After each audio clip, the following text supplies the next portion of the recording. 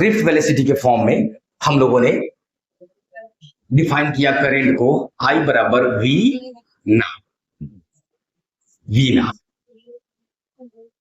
Drift velocity electrons का यानी जो चार्ज कैरियर्स है उनका नेट आगे बढ़ना है, वही ड्रिफ्ट वेलोसिटी है। ठीक है, तो ये आगे कौन बढ़ा रहा है? तो कोई फोर्स लगा रहा है। फोर्स कौन लगा रहा है? इलेक्ट्रिक फील्ड लगा रहा है। ठीक, तो इलेक्ट्रिक फील्ड की भाषा में हम लोगों ने पिछले क्लास में देखा कि drift velocity E tau by m. ये टाउ जी कौन है? अरे बोलो, रिलैक्सेशन टाइम। ये टाउ क्या है? रिलैक्सेशन टाइम को डिफाइन किए थे हम लोग पिछले क्लास में, एवरेज टाइम बिटवीन टू पॉलिजन्स, वही ये टाउ जी है। ठीक, चार्ज ऑन इलेक्ट्रॉन, ये इलेक्ट्रिक फील्ड और ये मास ऑफ, अरे बोलो एम क्या है? Mass of electron.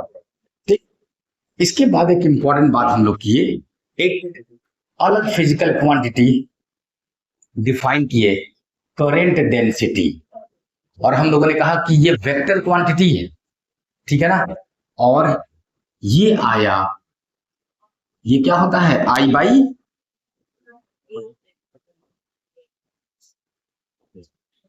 Current density, current per unit area हो गया।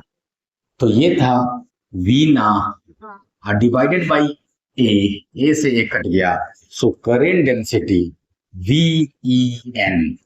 ठीक, VEN करंट डेंसिटी। जरा बताएंगे यहाँ पे N क्या है? छोटा वाला N क्या है?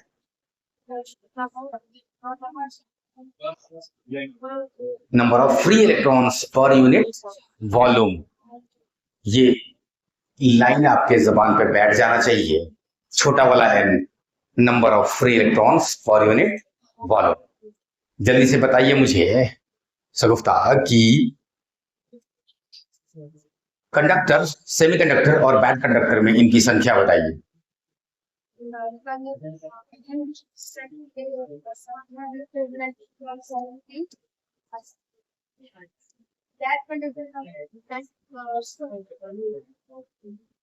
आप पूछ रहे हैं कि बता रहे हैं? अच्छा, बता रहे हैं, नहीं ऐसे बोले 10 टू द पावर सेम है तो उसका मतलब तो ये होता है कि आप पूछ रहे हैं। एनीवेज सही है, बैठ जाइए। तो ये बात, चलिए अब सीधे पीछे से, यस पुरुषार्थ, खड़े हो जाइए। किसी मटेरियल को गुड कंडक्टर होने के लिए कम से कम कितना फ्री इलेक्ट्रॉन्स चाहिए? 10 to the power,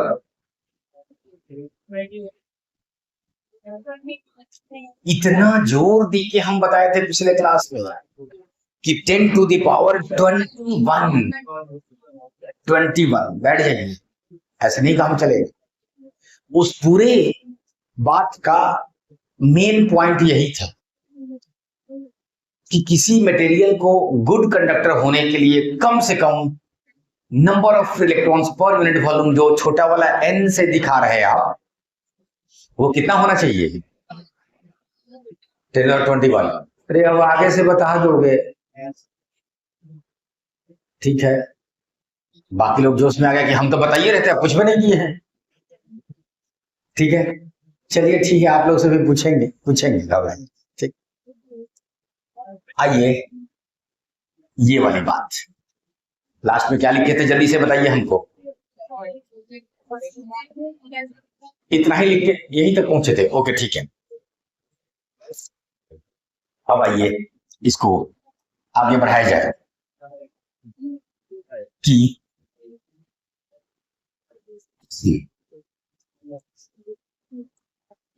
current density को अब आगे बढ़ते हैं, तो उसी के नीचे लिखिएगा नाउ यूजिंग इलेक्ट्रिक फील्ड। ठीक, जो J हो जाएगा ये VEN था। रुको सब लोग यहां देखना मत लिखो, है ना, आप सब लोग यहां देखिए एकदम कंसंट्रेटेड लास्ट बेंच तक। मेरे ही साथ है ना, पहले ही बोल दिए हैं कि ध्यान से पढ़ लो, क्योंकि ये चैप्टर वही कहता है जो ट्रक के पीछे लिखा हुआ था। क्या लिखा हुआ था? सटला था गेला बेटा।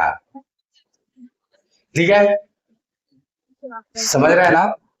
तो बाकी चैप्टर फील कराने के लिए अलग अलग उपाय करना पड़ सकता है।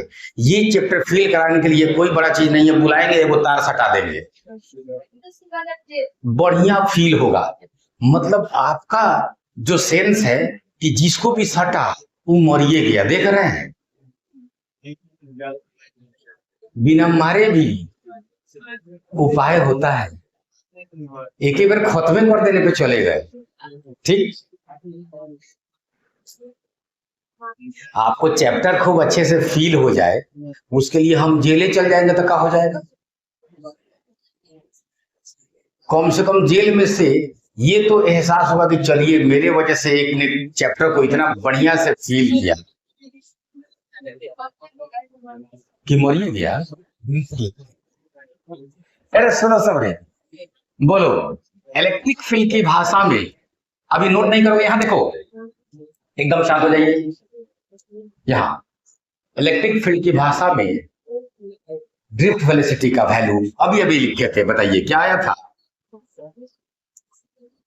ई टाउ बाई एम, बाहर में ई एन बचा हुआ है, फाइनल लिखिए e square tau n by m. जानबूझ के हम इलेक्ट्रिक फील्ड को अलग ले रहे हैं, इलेक्ट्रिक फील्ड को अलग ले रहे हैं। चलो सब, अब ये जो चीज इधर बच गया, इलेक्ट्रिक फील्ड के अलावा जो बच गया उस पर गौर करो। Charge on electron is a constant, relaxation time for a given material constant.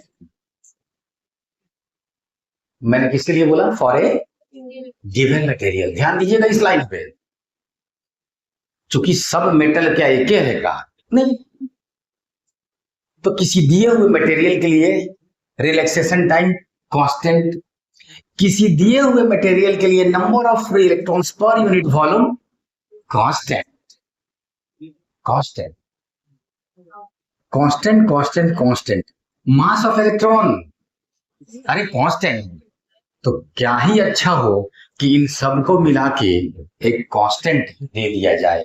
यहां पे वो फेमस कांस्टेंट है sigma. Sigma sigma is called conductivity. अरे मैंने क्या बोला? Conductivity of the material. Sigma is conductivity of material. ठीक है ना? पूछा जाए आपसे कि सिग्मा किन चीजों पे डिपेंड करेगा,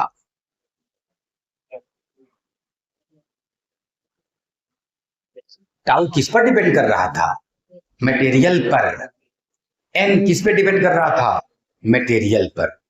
ई और एम तो सब मटेरियल के लिए सेम होता है, इलेक्ट्रॉन का मास है और इलेक्ट्रॉन का चार्ज है, उसमें तो कोई दिक्कत नहीं है। लेकिन टाउ और एन मटेरियल पर डिपेंड कर रहा था। So sigma depends on nature of material. ठीक है, sigma depends on nature of material. एक तो ये बात, दूसरा ये कि लगभग फिजिक्स केमिस्ट्री में कहीं पर भी आपसे जब पूछा जाए कि ये वाला चीज किस पर डिपेंड करता है, खास करके कोई कांस्टेंट है, तो आपको जो बोलना है वो बोल दीजिए और लास्ट में एक और लगा दीजिए उसमें, क्या? टेम्परेचर। ऑलमोस्ट ऑलवेज आप सही होंगे कि इन पे तो डिपेंड करता ही है, साथ में किस पर और डिपेंड करता है? टेम्परेचर पे। टेम्परेचर पे यहां पे क्यों टेम्परेचर पे डिपेंड करता है पूछा जाएगा आपसे, तो कहिएगा टेम्परेचर बढ़ा देने से टक्कर बढ़ जाएगा, ठीक है ना? तो टाउ बोलो घट जाएगा, जल्दी जल्दी टक्कर होगा ना, तो दो टक्कर के बीच टाइम कम हो जाएगा। समझ में आ रहा है बात? टाउ घट जाएगा, जल्दी जल्दी टक्कर होगा, धड़ा धड़ा धड़ा टेम्परेचर बढ़ाने से स्पीड बढ़ जाएगा, तगड़ा रहा, ठीक है? Nature of material and temperature. थोड़ी देर के लिए आपके मन में आ सकता है कि नंबर ऑफ फ्री इलेक्ट्रॉन्स जो है सर, अगर हम टेम्परेचर बढ़ा दें तो कुछ और नए इलेक्ट्रॉन टूट के फ्री हो सकते हैं। अरे समझ रहा है? क्या नहीं हो सकता है? बिल्कुल हो सकता है। नए इलेक्ट्रॉन्स जो बॉन्डेड थे वो टूट के फ्री इलेक्ट्रॉन हो गए, ऐसा बिल्कुल हो सकता है, एकदम सही बात है। लेकिन अभी हम मेटल की बात कर रहे हैं, तो टाउ मेरे लिए इंपॉर्टेंट है टेम्परेचर की बात जब हम सोच रहे हैं तो। मेटल के लिए एन इंपॉर्टेंट नहीं है, क्यों? मैं चाय की आखिरी सीप ले लूं? क्यों?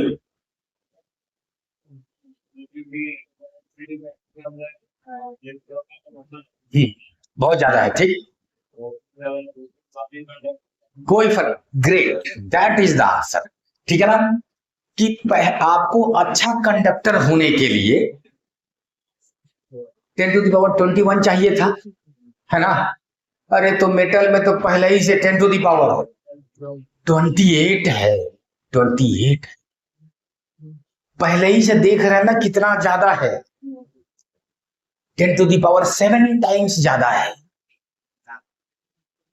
10⁻7 को 1 करोड़ कहते हैं, 1 करोड़ गुना ज्यादा है पहले ही से। उसमें थोड़ा सा और बढ़ा देगा तो कोनो फर्क पड़ेगा नहीं, इसलिए मेटल में एन पे आप ध्यान ही नहीं देंगे। जब टेम्परेचर की बात करेगा तो एन पे ध्यान नहीं देंगे। अरे क्लियर है?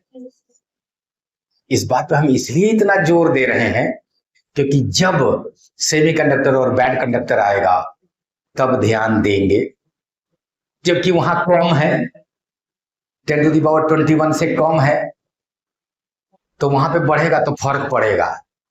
लेकिन यहां पहले ही से ज्यादा है तो और बढ़ जाएगा तो कोई फर्क नहीं पड़ेगा। क्लियर?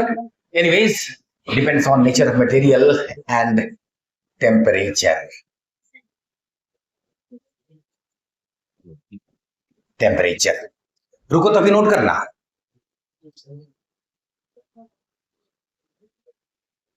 इस इक्वेशन को ओम्स लॉ कहते हैं, ओम्स लॉ, ठीक है? जो फेमस ओम्स लॉ का जो फेमस फॉर्म है V बराबर IR, जो 10th क्लास में आप पढ़े थे, थोड़ा सा बर्दाश्त की गोली खाइए, थोड़ी देर में वहां पहुंचने वाले हैं हम। ओम्स लॉ का दोनों फॉर्म है, ठीक?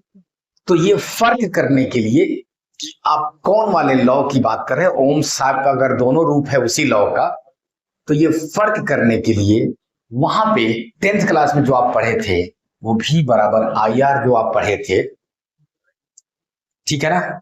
तो यहां पे V potential difference scalar, I current scalar, यहां पे current density vector, electric field.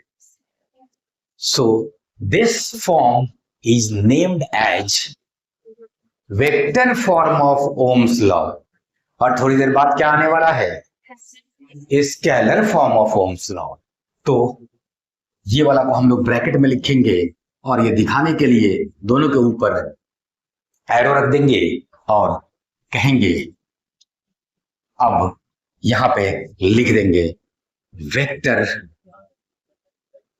Form of Ohm's law. बहुत इंपॉर्टेंट बात है, इस पर आप जोर मार सकते हैं और आप उतार सकते हैं।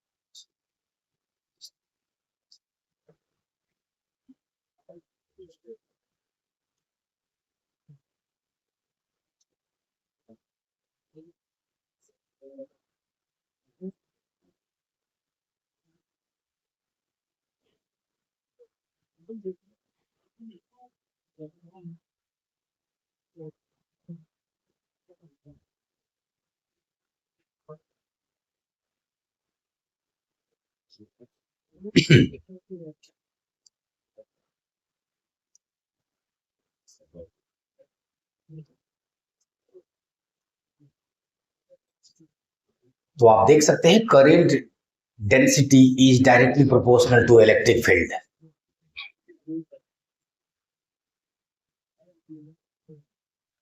Ohms vector law.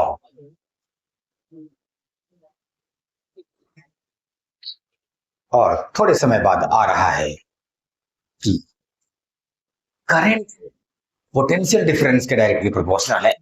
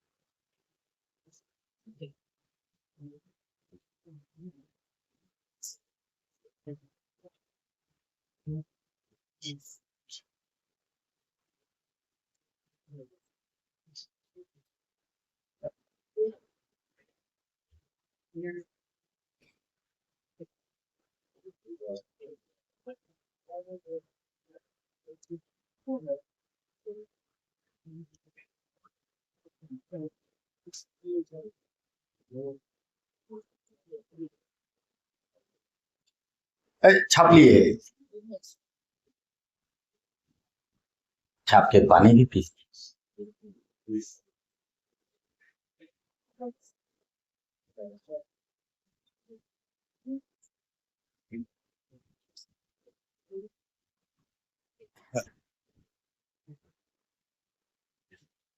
चलिए सब लोग फिर से बोर्ड पे ध्यान दीजिए। सिग्मा जो कंडक्टिविटी है, जो नेचर ऑफ मटेरियल और टेम्परेचर पे डिपेंड कर रहा है, इसको आपने नाम दिया कंडक्टिविटी। अब करंट स्टडी करते समय शुरू से ही रिवाज इस बात का रहा है कि कंडक्टिविटी मतलब कंडक्ट करने की क्षमता कितना है। ये ठीक है, सिग्मा दिखा रहा है। सिग्मा ज्यादा तो मटेरियल उतना ही अच्छा कंडक्टर होगा। अब इसमें कोई शक नहीं ना है? बोलो, सिग्मा ज्यादा, कंडक्टिविटी ज्यादा, मटेरियल उतना ही अच्छा कंडक्टर। क्लियर? सिग्मा कम तो उतना ही बेकार कंडक्टर। आप समझ सकते हैं सेमीकंडक्टर और बैड कंडक्टर का सिग्मा बहुत ही कम हो जाएगा कि वो कंडक्ट करने के लायक ही नहीं है। क्लियर है? अब करंट पढ़ते समय ये रिवाज एक बन गया। During the course of study चीजें का जो ग्रोथ हुआ उसमें ये आया कि कितना वो कंडक्ट करने की क्षमता, कंडक्टिविटी उसके पास है वो ठीक है, लेकिन फ्री इलेक्ट्रॉन तो बेचारा चलना चाह रहा था, उसको रोक कितना रहा है थोड़ा ये बताइए। कंडक्टिविटी कहता है चलो, तो वो हमको अब बाद में बताइए, पहले ये बताइए जो कह रहा है कि नहीं चलने देंगे। तो उसका नाम दिया गया क्या? रेसिस्टिविटी, आते हैं उस पर, रेसिस्टेंस पे आते हैं। रेसिस्टिविटी, तो कंडक्टिविटी कहता है चलो, तो रेसिस्टिविटी कहता है मत चलो। मतलब करंट का अपोज हो रहा है। कुछ लोग इधर नहीं देख रहे हैं तो हम आ रहे हैं आपके पास। का ज्यादा पढ़ लिए हैं कि का पूछे का अभी अभी जो पढ़ा है उस तुरंत आ रहा है क्वेश्चन आपके लिए। लास्ट में बात कर रहे हैं। तो रेसिस्टिविटी कंडक्टिविटी के उल्टा हो गया, उल्टा हो गया। तो उल्टा हो गया तो क्या कर देंगे, पलट देंगे। सिग्मा अगर कंडक्टिविटी है तो 1 बाई सिग्मा रेसिस्टिविटी हो जाएगा। तुरंत डिफाइन करेंगे हम लोग उस टर्म को, रेसिस्टिविटी। अभी अभी एक पीछे से नाम आ गया सर, रेसिस्टेंस। दोनों मिलता जुलता टर्म है, इसमें कोई समस्या नहीं है, आपके मुंह से निकल गया। लेकिन तब भी जो दोनों में डिफरेंस है उसको आज हम लोग सीखेंगे, ठीक। आगे वो आने वाला है। अभी मैं क्या नाम ले रहा हूं, रेसिस्टिविटी। चूंकि नाम का बात आ गया तो यहीं पे एक और बात क्लियर करते चलेंगे कि इसका एक और नाम है। ये भी जानकारी होना जरूरी है ताकि पता चला नामे में फंस गए। इसका एक और नाम है, वो है स्पेसिफिक रेसिस्टेंस। अगर रेसिस्टिविटी, सुनो सबरे क्वेश्चन आ रहा है आपके लिए, अगर रेसिस्टिविटी स्पेसिफिक रेसिस्टेंस है तो कंडक्टिविटी स्पेसिफिक कंडक्टेंस हो जाएगा, ठीक है। सिग्मा को कहीं पर लिख लीजिएगा ब्रैकेट में, स्पेसिफिक कंडक्टेंस दूसरा नाम है उसका। क्लियर, ध्यान रखिएगा कि नाम रेसिस्टेंस मैंने कहीं नहीं लिया है अभी। जब रेसिस्टेंस नाम लेंगे तो यहां पे कंडक्टेंस नाम लेंगे। अभी मैंने कंडक्टेंस लिया है क्या नाम, नहीं, कंडक्टिविटी। क्लियर, तो यहां पे रेसिस्टिविटी, रेसिस्टिविटी का दूसरा नाम स्पेसिफिक रेसिस्टेंस और कंडक्टिविटी का दूसरा नाम स्पेसिफिक कंडक्टेंस। ओके, चलिए रेसिस्टिविटी को रो से दिखाते हैं, ठीक। एंड रो बराबर 1 बाई सिग्मा। इतना सिंपल, क्योंकि दोनों एक दूसरे के उल्टा है, बात खत्म। रो बराबर 1 बाई सिग्मा। तो रेसिस्टिविटी इनवर्स होगा कंडक्टिविटी का, ठीक। जल्दी से लिख लीजिए तो मैं अगला स्लाइड ले लो।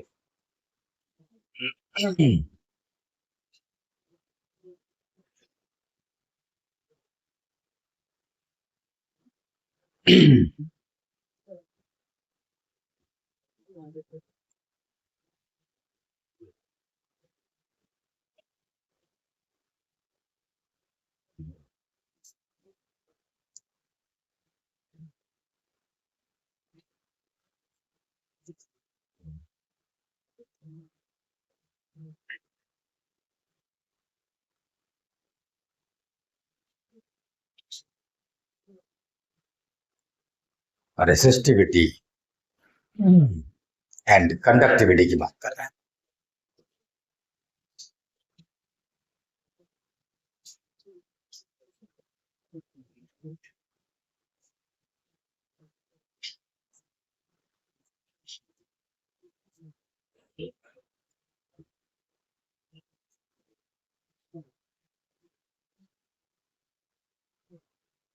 तो vector form of Ohm's law हम लोगों ने देखा। जल्दी कीजिए, मैं नेक्स्ट स्लाइड ले रहा हूं।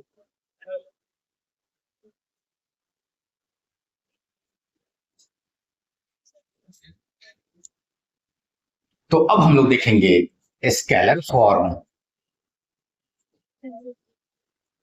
Of Ohm's law, scalar form of Ohm's law मत लिखिएगा। अब यहां ध्यान दीजिए, सब लोग में सब लोग नहीं आते हैं क्या? आइए इधर। तो लौटते हैं फिर से कि आपने कहा J बराबर सिग्मा ई, J के अंदर छुपा हुआ है करंट बाई एरिया। अरे है छुपा हुआ, इसी को तो J कहते हैं, करंट डेंसिटी सिग्मा।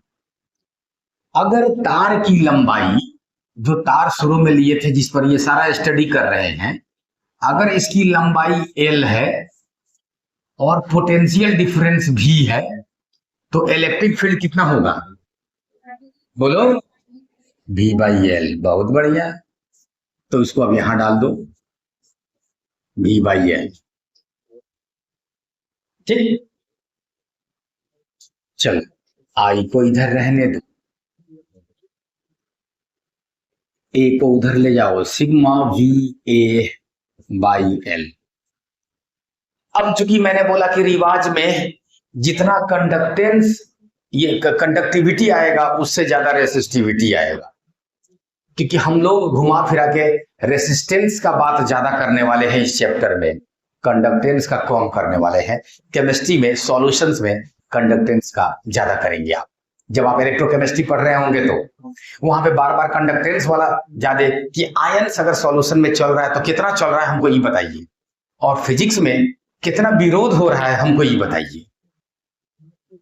समझ रहे हैं ना, ये फर्क होगा यहाँ पे। चलिए, तो इसलिए सिग्मा की जगह हम रो लाना चाहेंगे, तो जल्दी बोलिए कहां आ जाएगा? नीचे आ जाएगा, VA बाई रो एल। ये जो तार दिख रहा है, ठीक है ना, इस मटेरियल का कुछ अपना रेसिस्टिविटी होगा रो। तार जिस मटेरियल से बना होगा उसका, उस मटेरियल का कुछ अपना रेसिस्टिविटी होगा रो। ठीक, L क्या है? तो उसका लेंथ है। A क्या है? क्रॉस सेक्शनल एरिया है।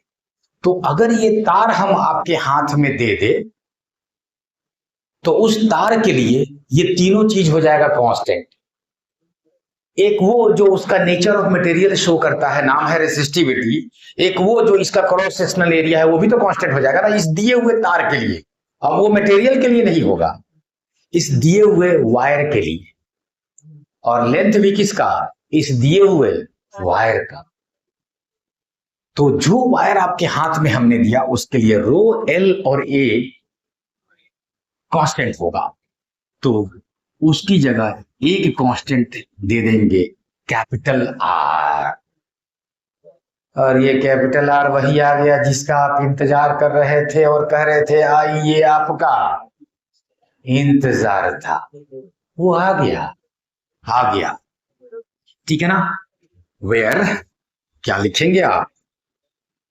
आर बराबर rho L by A is called resistance. क्या बोला मैंने? रेसिस्टेंस।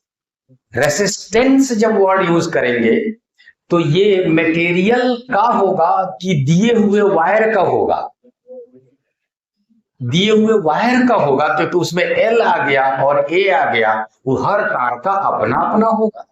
तो इसलिए रेसिस्टिविटी मटेरियल का होगा। अगर तांबा है तो उसका रेसिस्टिविटी वही रहेगा, चाहे तांबा का आप सिलिंड्रिकल वायर बनाए तब, ट्यूब बनाए तब, आप जैसा वायर बनाए उसका रो वही रहेगा, रेसिस्टिविटी वही रहेगा, क्योंकि वो नेचर ऑफ मटेरियल वही रहेगा। तांबा है तो तांबा, पीतल है तो पीतल, कॉपर, ठीक है ना, एल्युमिनियम, मैग्नीशियम, सिल्वर। जब कंडक्टर्स का नाम ले रहे हो तो सिल्वर का नाम लेना जरूरी है, क्योंकि जितने भी मेटल है सबसे अच्छा कंडक्टर सिल्वर है, सिल्वर है, ठीक है ना। तो सबका नाम लिए, सिल्वर का छोड़ दिए तो ठीक बात नहीं होगा। कई बार आप छोड़ देते हैं क्योंकि जो तार आपके घरों में सब जगह मिलता है उसमें सिल्वर कहीं यूज नहीं होता है, जबकि सबसे अच्छा कंडक्टर है। अरे क्यों नहीं यूज होता है? क्योंकि तार आज यूज करेंगे कल गायब हो जाएगा। कल होके दिखेगा ही नहीं रही। अरे ईटा उटा सब जहां चोरी हो सकता है, तो वहां चांदी का तार, ओहो। आपको पता है ट्रांसफार्मर के अंदर अगर चांदी का सब अंदर मटेरियल यूज किया जाए तो अच्छा खासा एनर्जी बचाया जा सकता है। और कुछ देशों में ट्रांसफार्मर चांदी का होता है, लेकिन अपने यहाँ होगा तो अगले दिन नहीं दिखेगा, नहीं दिखेगा। ठीक है ना, जादू होगा। ओके, हाँ वो सब समझ रहे हैं। और जादू, ठीक। तो नेचर ऑफ मटेरियल दिखा रहा था सिग्मा और रो। अब हम लोग सिग्मा का कम नाम लेंगे, रो का ज्यादा नाम लेंगे। Resistivity, nature of material and temperature. जब सिग्मा डिपेंड कर रहा था nature of material and temperature, तो 1/सिग्मा भी उसी पर डिपेंड करेगा रे, nature of material and temperature. तो इसलिए रेसिस्टिविटी बोलेगा तो वो मटेरियल का है। एक बार मटेरियल का वो रेसिस्टिविटी है तो वही रहेगा, चाहे उसका आप तार बनाए तब, चाहे ढोलक बनाए तब, कुछ भी बनाए, ठीक है ना।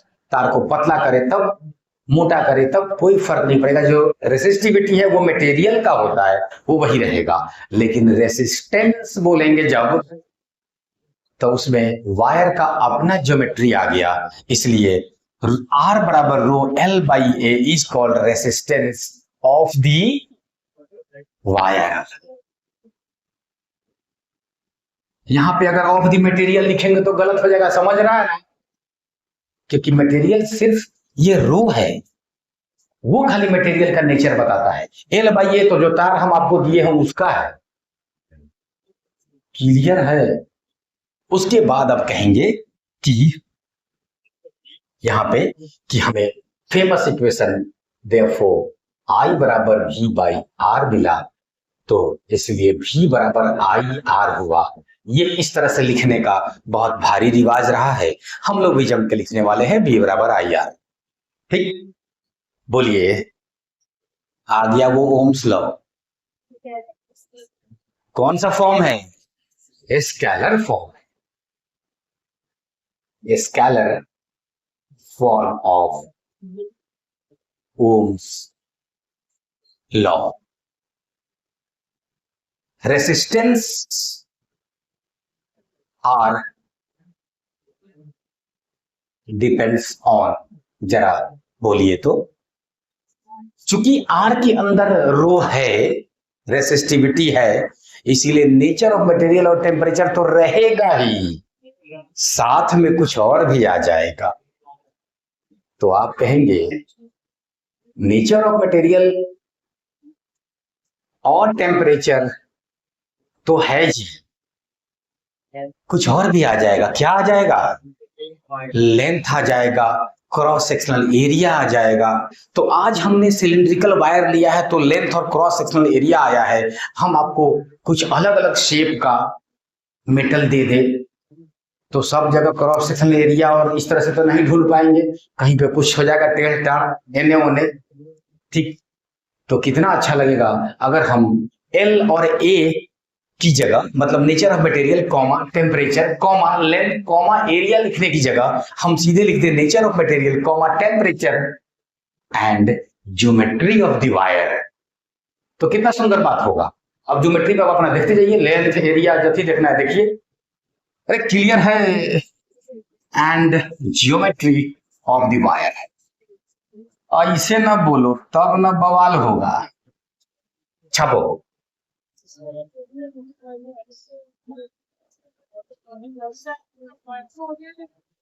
क्या? अच्छा ये क्या हो गया है, बड़ा हो गया है, कुछ भाग गया इधर उधर।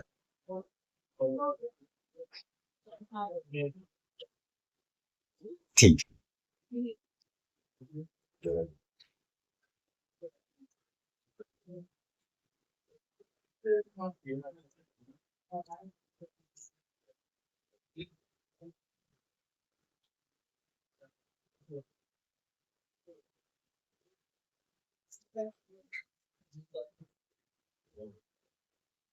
तो आप कहेंगे scalar form of Ohm's law V बराबर आई आर।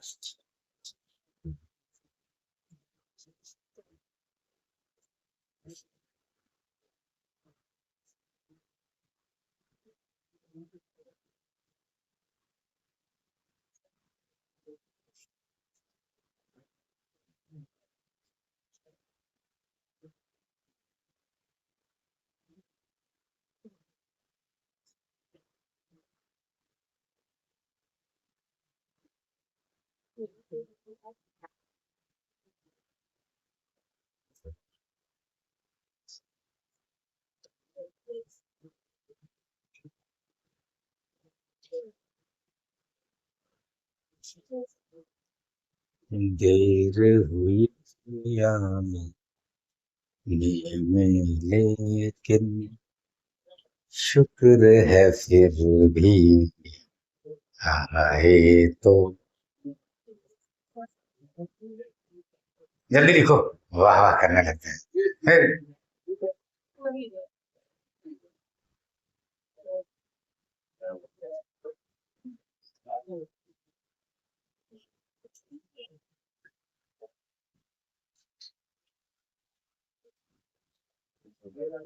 देर और जल्दी पे भी बहुत सारी बातें बनती हैं।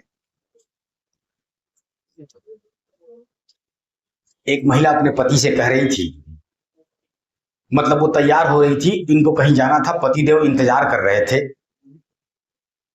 तो जब चौथी पांचवी बार टोके कि जल्दी करो, तो अंदर से पत्नी जी कह रही है कि कितनी बार आपको बोल दिए कि 5 मिनट में हम तैयार हो जाएंगे, तो आप हर आधा घंटा पे काहे टोक दे रहे हैं।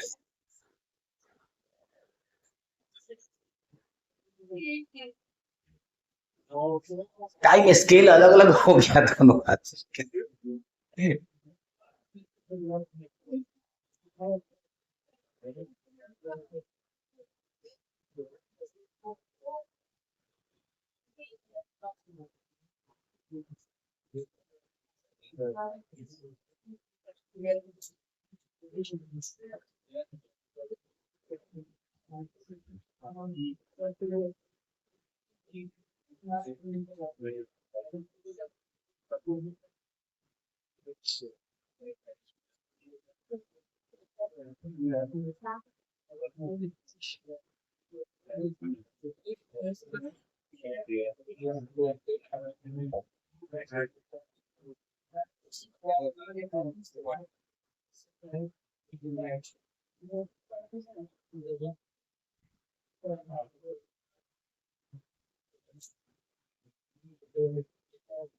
बढ़े आगे।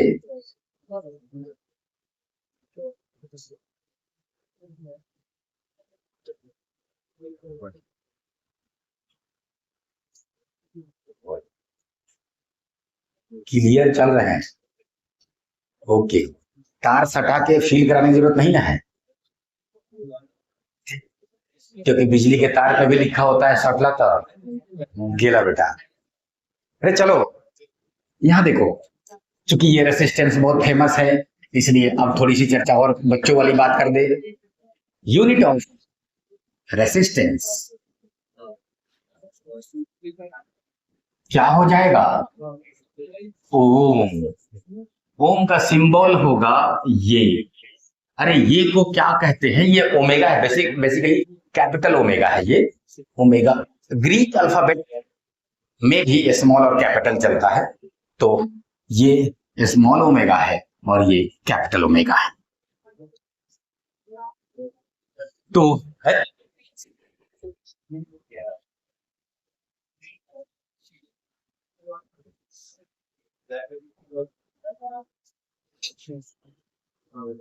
तो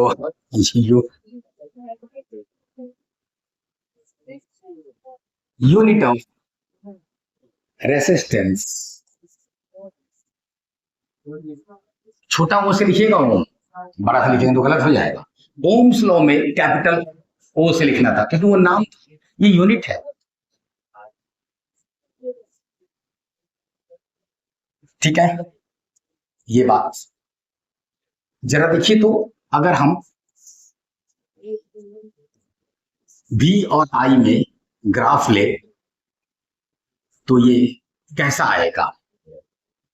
तो आपने कहा V बराबर I R, R is a constant for the given y, so V is directly proportional to I। ये दोनों एक दूसरे के प्रोपोर्शनल है। इधर ध्यान दीजिए ना, लिख चुके हैं ना, ठीक। तो दोनों के बीच ग्राफ लेंगे तो कैसा आएगा? स्ट्रेट लाइन, ठीक है। अगर ये थीटा है तो जरा बताएंगे tan थीटा, जिसको कि स्लोप कहते हैं, और याद कीजिए y बराबर mx प्लस सी में इसको m से दिखाते हैं,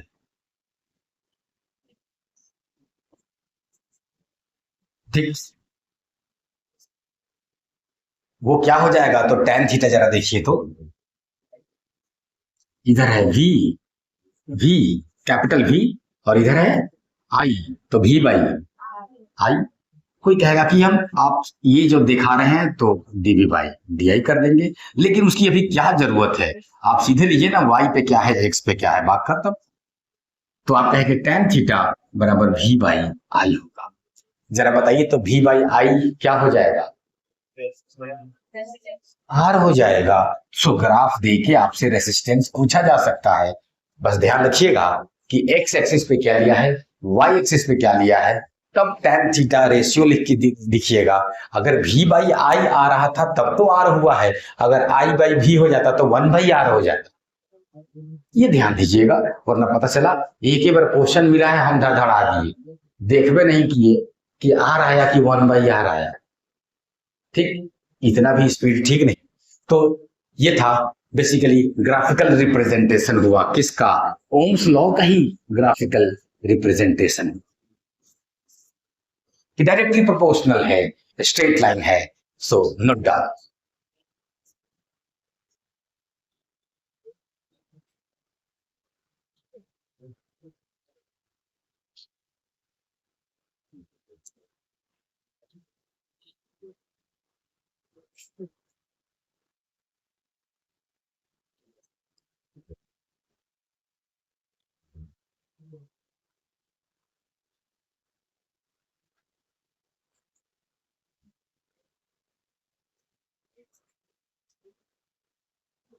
तो R capital R is equal to L by A, ये करंट का वैसा ही फॉर्मूला है जैसे कि आप उधर मोशन में पढ़ते हैं, V बराबर U प्लस ए टी, इस टाइप, मतलब आप भूल नहीं सकते हैं। R बराबर रो L बाई ए, नहीं बोल सकते आप, ताकि आपको साफ साफ दिखाई दे कि क्या मामला है। चलिए, उस पर क्वेश्चन हम लोग ले रहे होंगे इसी वीकेंड के बाद, मतलब कमिंग वीक में क्वेश्चंस ले रहे होंगे। आपका एक सीपीएम लेंगे, हम स्पॉट टेस्ट लेंगे, ठीक है। अब आइए इसकी चर्चा थोड़ी और करें, वो ये कि आगे बढ़ रहे हैं हम, तो देख रहे हैं ना इस ग्राफ पे करंट और V का वैल्यू देके रेसिस्टेंस कितना ओम आएगा ये आपसे पूछा जा सकता था, ठीक है ना। आगे बढ़ते हैं। ये जो थोड़ी देर पहले चर्चा हो रही थी, सुनिएगा सब लोग गौर से, कि टेम्परेचर पे डिपेंड कर रहा है, उस पर हम लोग फिर लौट रहे हैं। अभी टेम्परेचर पे डिपेंड कर रहा है, हाँ बिल्कुल कर रहा है। मेटल के अंदर टेम्परेचर बढ़ाने से क्या बढ़ जाएगा, अंदर में क्या हलचल हो रहा होगा, तो आपको क्या दिखना चाहिए? ये जो इलेक्ट्रॉन का रैंडम मोशन था, क्यों था? तो आयन से टकराने की वजह से था। तो लगातार कॉलिजन हो रहा था इलेक्ट्रॉन और आयंस के बीच। जैसे ही आपने टेम्परेचर बढ़ाया तो कॉलिजन बढ़ जाएगा, नंबर ऑफ कॉलिजन्स बढ़ जाएगा। ये आपको दिखना आना चाहिए। मेटल के अंदर हम बहुत घुमाए थे पहले ही क्लास में, मेटल के अंदर आपको ले गए थे, घुमाए थे, चल क्या रहा है सारा मामला। तो जैसे टेम्परेचर बढ़ाए वैसे ही लगातार कोलिजन्स बढ़ गया, कोलिजन्स बढ़ गया। मैं इसलिए इस बात पे जोर दे रहा हूं कि अब आपको पूछा जाएगा कि रेसिस्टेंस का क्या होगा।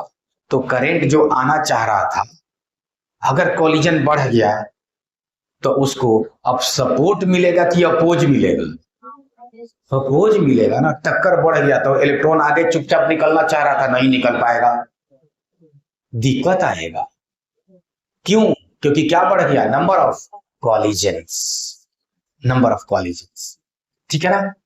तो किसी भी मटेरियल का रेसिस्टिविटी टेम्परेचर बढ़ाने से बढ़ेगा, कब?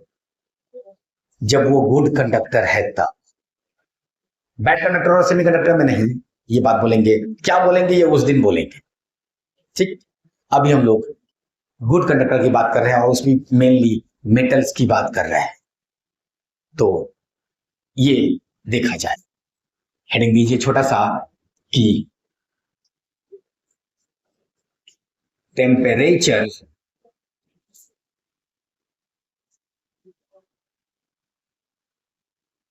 डिपेंडेंस ऑफ रेसिस्टेंस, और उसी के अंदर रेसिस्टिविटी आ रहा है, तो अरे ग्राफ हुआ तो सेम में मिलेगा। टेम्परेचर डिपेंडेंस ऑफ, ठीक है ना। और ये बात हम लोग नोट करेंगे कि due to increase in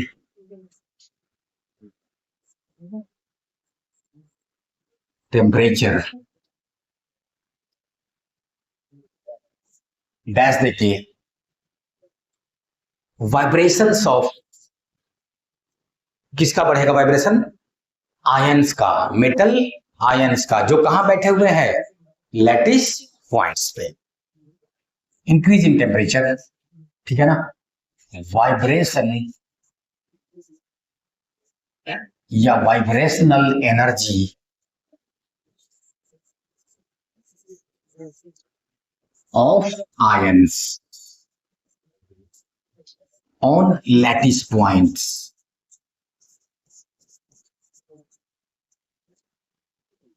increases. इसके वजह से क्या हो गया कि नंबर ऑफ कॉलिजन्स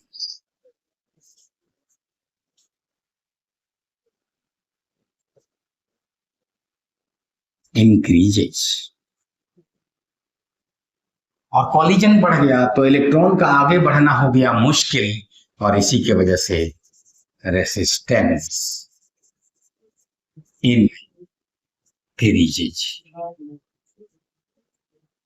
ये मैकेनिज्म है रेसिस्टेंस बढ़ने का, and this is valid for good conductors. इसलिए ब्रैकेट में लास्ट में लिख लेंगे इन केस ऑफ मेटल या गुड कंडक्टर्स।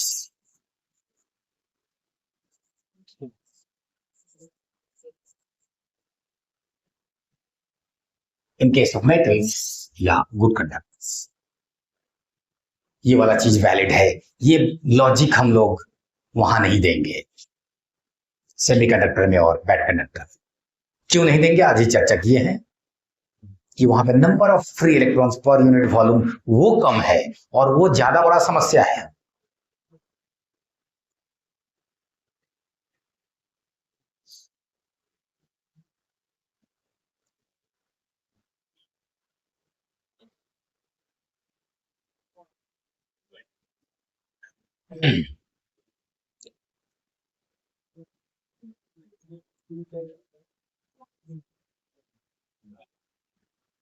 ठीक, तो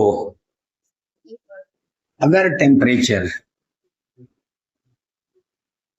और रेसिस्टेंस में या रेसिस्टिविटी में आप ग्राफ लेते हैं गुड कंडक्टर के लिए, तो कुछ ऐसा आ रहा होता है।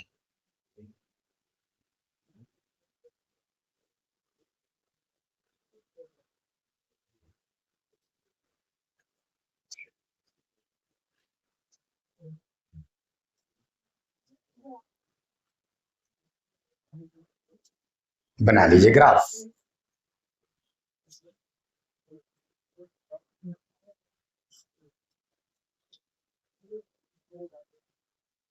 ठीक, ये गुड कंडक्टर का ग्राफ है।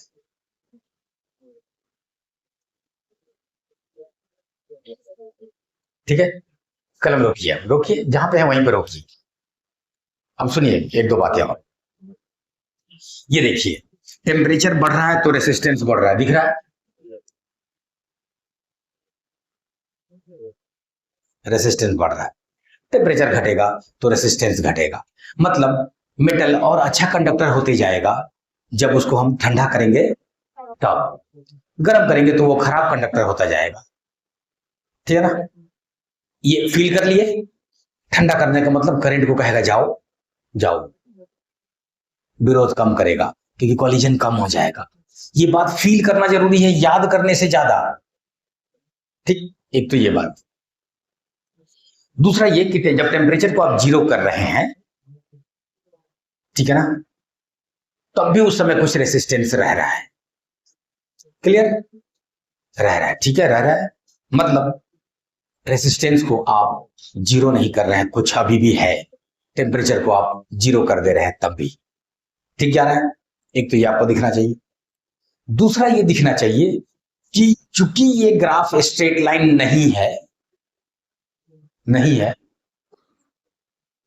तो क्या हम टेम्परेचर को करेंगे डबल तो रेसिस्टेंस भी डबल ही होगा क्या? बोलो। नहीं, क्योंकि ये तो तब होता जब क्या होता, स्ट्रेट लाइन। स्ट्रेट लाइन कि इसको दो गुना तो वो भी दो गुना, ये तीन गुना तो वो भी तीन गुना। यहां पे ये बढ़ रहा है थोड़ा सा, रेसिस्टेंस बढ़ रहा है धड़ाम से ऊपर, इतना ज्यादा। ऐसा इसलिए होता है कि टेम्परेचर डबल कर दिए तो नंबर ऑफ कॉलिजन्स डबल से भी ज्यादा हो जाता है। ठीक है ना? मॉलिक्यूल्स के बीच कॉलिजन एयर का भी लेंगे तो ऐसा थोड़ी कि आप टेम्परेचर डबल करेंगे तो कॉलिजन डबल होगा, नहीं, वो कई गुना और ज्यादा बढ़ सकता है। धड़ाम धड़ाम सब टकराने लगा, अचानक नंबर ऑफ कॉलिजन्स काफी बढ़ सकता है किसी खास टेम्परेचर के बाद। क्लियर चल रहे हैं?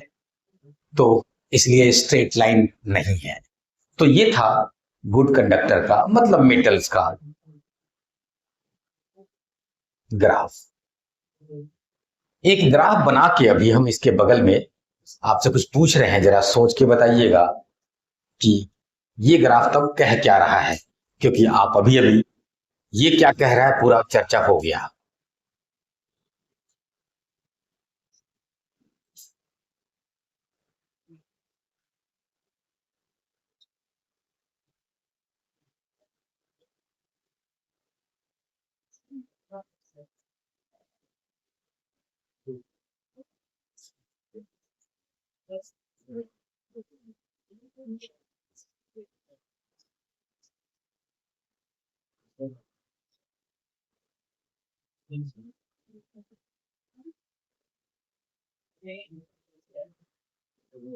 उस ग्राफ पे सोचिए क्या कह रहा है वो ग्राफ।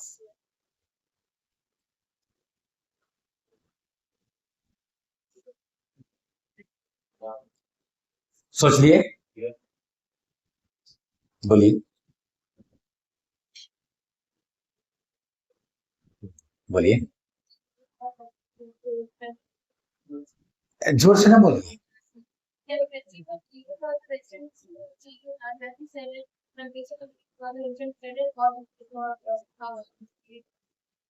अचानक रेसिस्टेंस आ गया और पहले से रेसिस्टेंस जीरो था। मतलब पहले वाला ग्राफ में जीरो रेसिस्टेंस कहीं नहीं मिला था, इसमें जीरो रेसिस्टेंस मिल गया। ये एक चीज आपको दिखा? ठीक, इसको हम अब उल्टा बोले कि रूम टेम्परेचर पे हमारे पास वो मटेरियल था, हम उसको ठंडा करना शुरू किए तो रेसिस्टेंस तो मेटल का घट ही रहा था, इसका भी घट रहा है, जो जिसका अभी बनाए हैं इसका भी घट रहा है, रेसिस्टेंस घट रहा है, मतलब वो अच्छा कंडक्टर हो रहा है। ठीक, अचानक क्या हुआ कि जीरो टेम्परेचर से पहले ठंडा करते करते जब हम वहां पहुंचे तो अचानक रेसिस्टेंस जीरो हो गया। इस इक्वेशन में I बराबर V बाई आर में अगर रेसिस्टेंस जीरो हो जाएगा तो करंट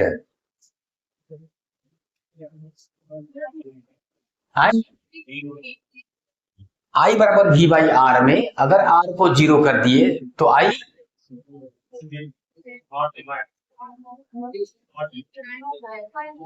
हाँ कुछ लोगों का तो आंसर ठीक है, लेकिन कुछ लोग तो बाप रे बाप इतने महान लोग बैठे हुए हैं। सही है, ना बहुत बढ़िया, बहुत बढ़िया।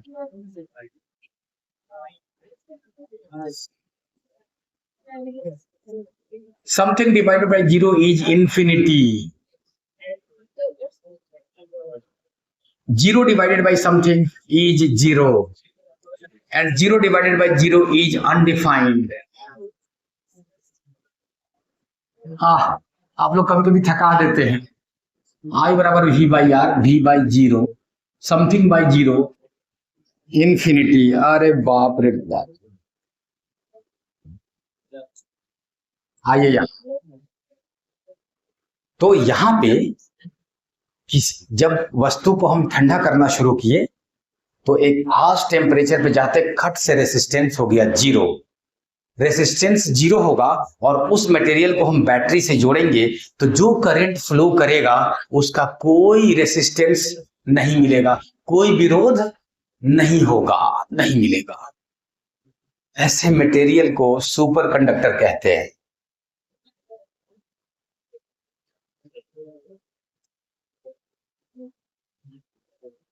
तो ये था गुड कंडक्टर या कंडक्टर। गुड कंडक्टर को सिर्फ कंडक्टर बोल के निकल चलेंगे कई बार हम लोग, बिल्कुल एक ही बात है दोनों, और वो है सुपर कंडक्टर। ऐसा क्यों हुआ तो इसके नीचे लिख लीजिएगा, ये V बाई आर है तो V बाई 0 हो गया, इसलिए करंट इंफिनिटी हो जाएगा, कोई विरोध नहीं मिलेगा। जाओ भाई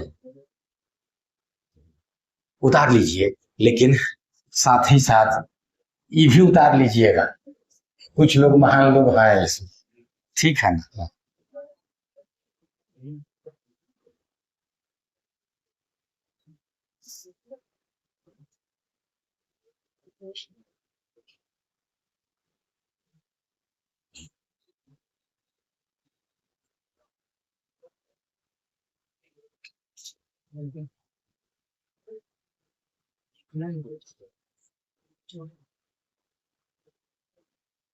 पढ़ लो सब, ठीक से पढ़ लो जरा। फाउंडेशन बैच लाइफ में एक ही बार मिलता है, ठीक है ना। सही से कि 2 साल पूरा ढंग से आप सीखते हैं। ऐसे जैसे आपको अभी सिखा रहे हैं ना, बगल में ही टारगेट बैच है, उसको थोड़ी इतना टाइम मिलेगा। ऐसे बताएंगे तो हो गया, 10 महीना में सिलेबस खत्म हुआ तब। इसलिए इस तरह से एक एक बात को खोद खोद के बताने का मौका एक ही बार मिलता है, समझ रहे हैं ना। पढ़ लीजिए, ठीक से पढ़ लीजिए। तो ये था सुपर कंडक्टर और ये था कंडक्टर, ठीक है ना। टेम्परेचर पर रेसिस्टेंस का डिपेंडेंस ये था। अब आइए फिर से हम लोग सुपर कंडक्टर का बात अब खत्म कीजिए, कंडक्टर का खेल आगे चलेगा। सुनो समझिए, ये जो ग्राफ है तो कर्व, लेकिन किसी भी कर्व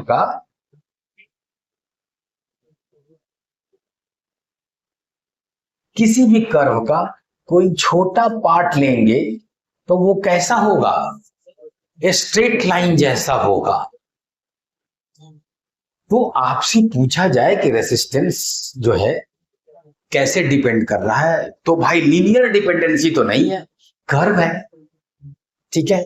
एक को दोगुना तो दूसरा दोगुना होगा ऐसा नहीं है। लेकिन जब आपसे पूछा जाए कि टेम्परेचर जो चेंज किया गया है अगर वो छोटा हो जाए तब कहिएगा ठीक है, लगभग ग्राफ लीनियर जैसा होगा। और जैसे ही लीनियर ग्राफ हो जाएगा तो उसका इक्वेशन क्या आता है, y बराबर mx प्लस सी।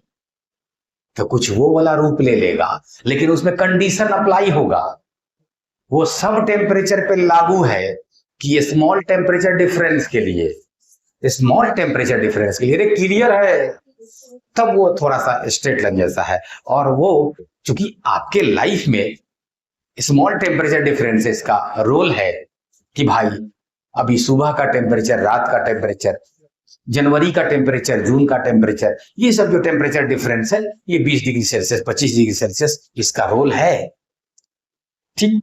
अब वही 200 डिग्री सेल्सियस 500 डिग्री सेल्सियस करेंगे तो कहेंगे भाई उसका लीनियर इक्वेशन नहीं आएगा, वो तो कर्व है। लेकिन 10-5 पे तो आ सकता है, बिल्कुल आ सकता है। और वही क्वेश्चन आपसे ज्यादा पूछा जाता है। तो रेसिस्टेंस का टेम्परेचर से रिश्ता को हम लोग आगे बढ़ाएंगे अगले क्लास में कि स्मॉल टेम्परेचर डिफरेंस के लिए हमें कैलकुलेट करना पड़ सकता है। ठीक है ना? Any question?